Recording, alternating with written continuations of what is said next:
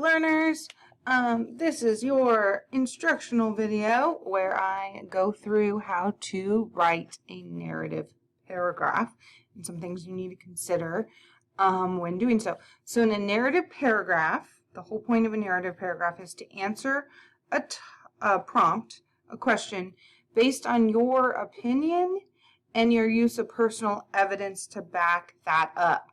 That is how it is different from other types of paragraphs. Persuasive and expository are the main two other types, because in those paragraphs you don't just argue your opinion based on personal evidence. You are looking for facts and other things like that.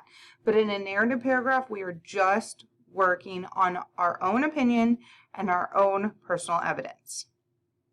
Okay? So there are different types of narrative evidence that we can use.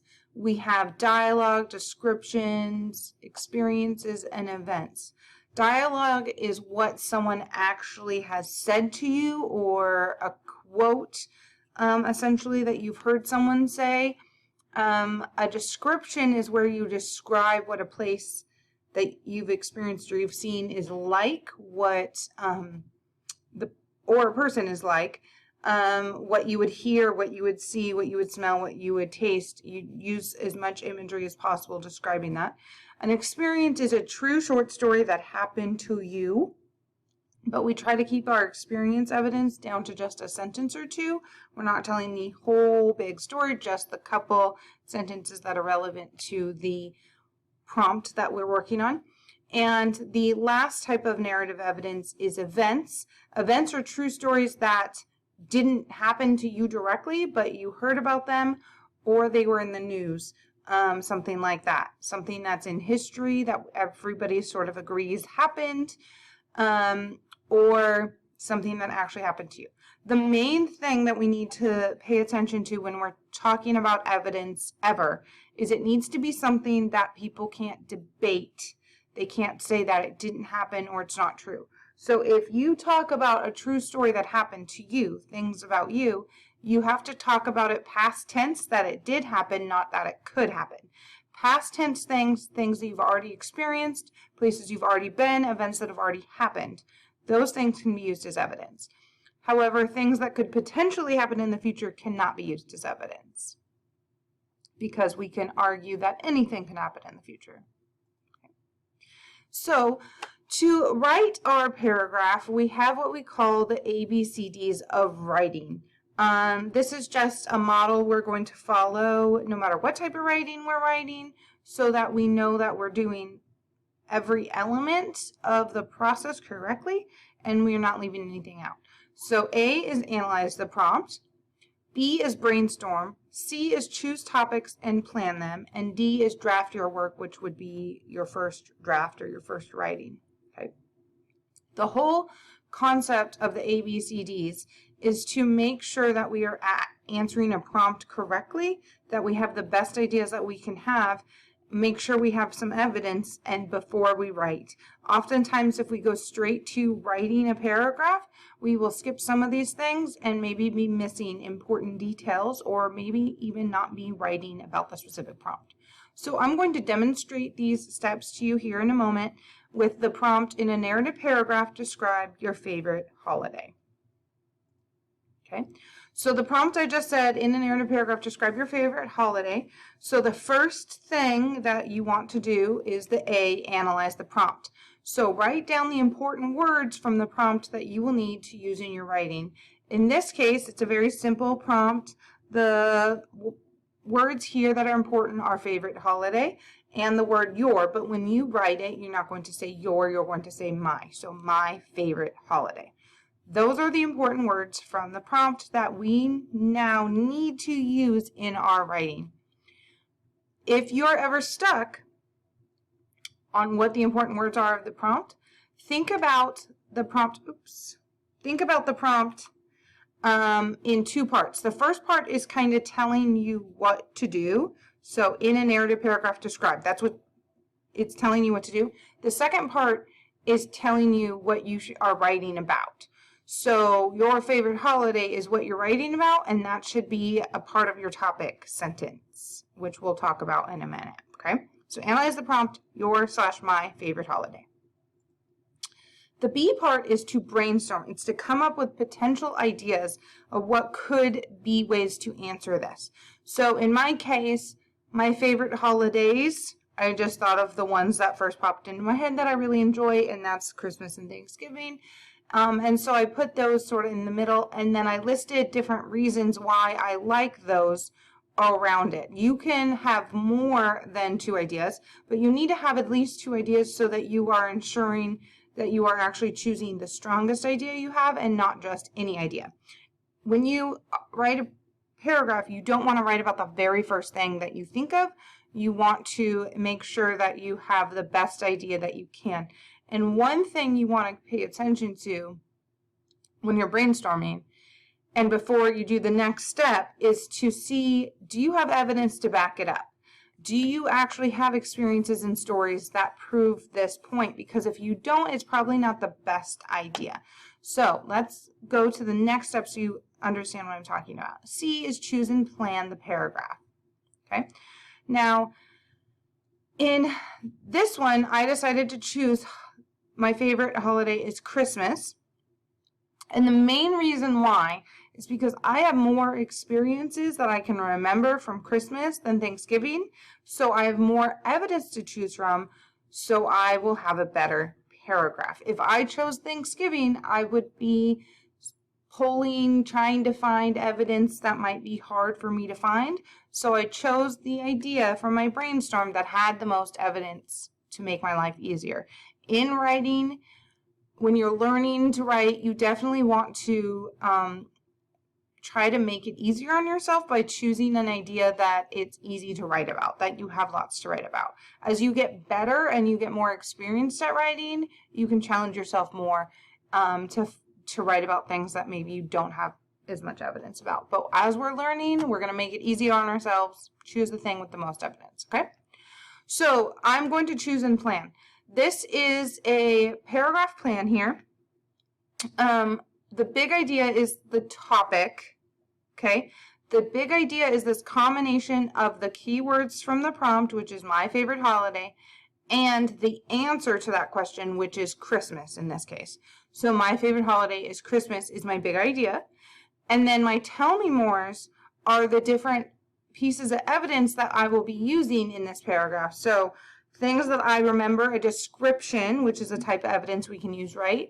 Description of what my house was like Christmas morning. Kind of, I woke up to the smell of muffins.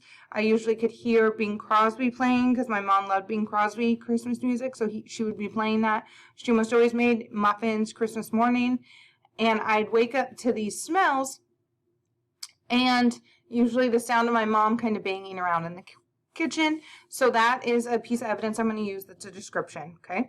The other piece of evidence I have here is experience, which is watching the movie White Christmas, also with Bing Crosby. My mom loved Bing Crosby, and we would watch that together every year. So those are my 2 pieces of evidence that I have listed here. It's really important to make sure that you list out the evidence you're going to use before you start writing, to make sure that you have enough evidence that is about this specific topic. Okay, so that's C, choose and plan. The next step is D, draft. And here I have for you the entire paragraph, but I'm not going to necessarily read you every element of it. I am going to explain what these different parts are in a minute. I want you to pay attention to the fact, and you can pause to read, absolutely, but I want you to pay attention to the fact that I highlighted these different colors. And if I go back 1 page, you will notice that I have the big idea green and the tell me more is yellow, okay? This idea of highlighting is just a visual cue for yourself to make sure that you have the required elements of your paragraph in the right order. So as you can see, it's green, yellow, red, green, okay?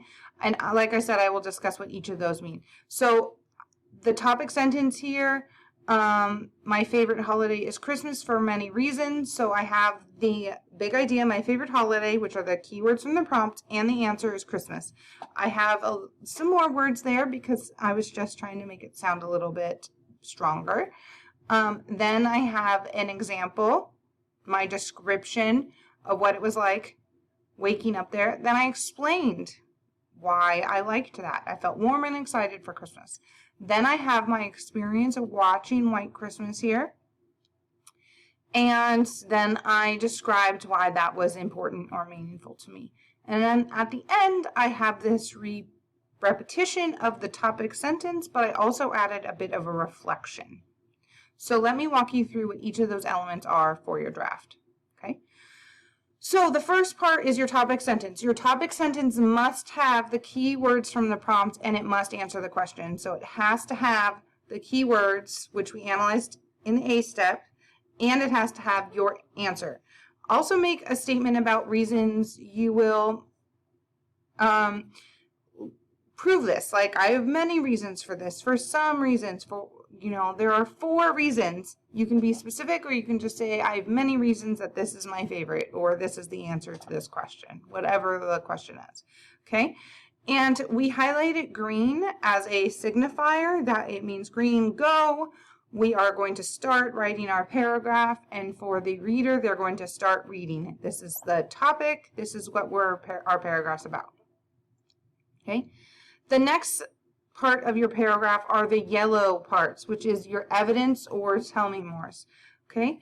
I'm not going to read through all these, but please pause to pay attention to them if you want specific ways that you can sort of start these different types of evidence. We have our dialogue, which you start with a transition word, and then you state who's speaking, and then you say what they said. You have your description. When this happened, you saw this, you felt this, you experienced this, right? You have experiences. When once blah, blah, blah happened to me. Tell the story, but make sure you keep it short. Your evidence, your experience should never be more than a couple sentences. So I know it's a story that happened to you, and it's hard not to get into all the details, but we got to try to make sure that we're just focused on the most important thing that happened that relates to this prompt. And the last type of evidence you can use are events. Another important event that proves my idea is this, and this would be where you'd explain things that happened in the world or that you witnessed. Okay, so that's your yellow slow. Okay, as you saw in my paragraph, full paragraph, there were a couple red highlights.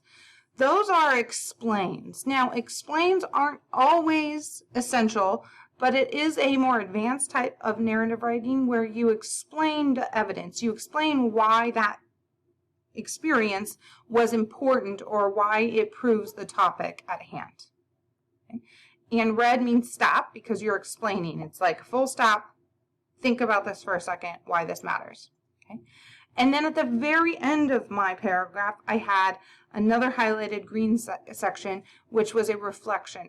A reflection is, again, a more advanced skill where you're not just repeating the topic sentence, which is a good way to end your paragraph if you have nothing else there. But you're repeating the topic that it is my favorite holiday, but you also have a reflection about the experiences that you wrote in your paragraph. And that would bring us to the final part of your draft.